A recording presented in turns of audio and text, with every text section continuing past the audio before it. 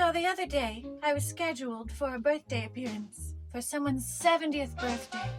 Pretty significant. And they could have whatever they wanted, and they wanted me to be there. But he had two progressive family members who thought it would be inappropriate to have a sex symbol at his party.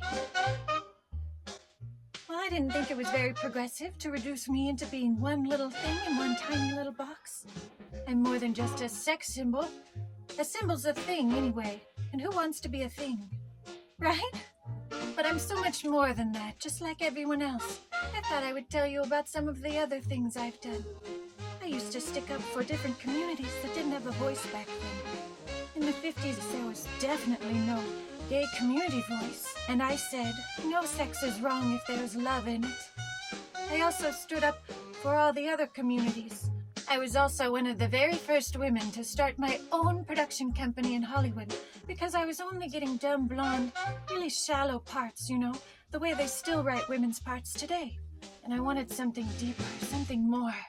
And I knew the only way I could do it is if I did it myself. And so I did. And my very first film that I produced was opposite Laurence Olivier. And we filmed it in London. And it helped me really feel like an actress because I had earned it. I did the work.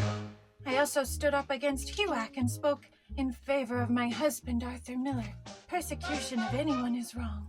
And I'm well known for donating a big check to an orphanage in Mexico when I was visiting there in 1962. That's a cause that's particularly dear to me. And I still have a fan club called Marilyn Remember. And every year for my birthday, they make a big donation to an animal charity because they knew that animals were near and dear to my heart. I stood up for a lot of causes and I accomplished a lot of things, especially considering where I began. Not to sound arrogant, but I think there's a lot to be proud of, and that I might just be a role model and not just a sex symbol. Thank you for coming to my TED Talk.